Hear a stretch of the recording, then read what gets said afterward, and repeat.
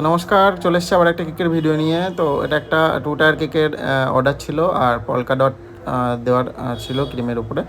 তো তার আগে রিকোয়েস্ট থাকবে যে ভিডিওটা যদি ভালো লাগে অবশ্যই চ্যানেলটি সাবস্ক্রাইব করে দিও, লাইক কমেন্ট করে দিও আর শেয়ার করে দিও। তো প্রথমে উপরের পার্টটা আইসিং করে নিয়েছি এবং এবং প্রথম পার্টের উপর সেকেন্ড পার্টটা বসিয়ে নিয়েছি। তারপরে নজেল ছাড়াই আমি পাইপিং ব্যাগে করে বর্ডারটা দিয়েছি নিচে।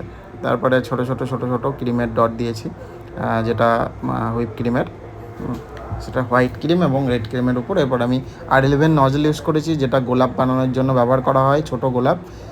তো এক এক করে আমি গোলাপগুলো বানিয়ে নিয়েছি এবং স্প্রে কালার যেটা হয়, powder spray colour, red colour, সেই স্প্রে কালার দিয়ে নিয়েছি। তো তারপরে আমি উপরে বসিয়ে নিয়েছি একদম উপরের পাটে। তো যদি ভালো লাগে দেখো ভিডিওটা, আর তোমরাও ট্রাই করো, আর ভালো লাগে থাকলে অবশ্যই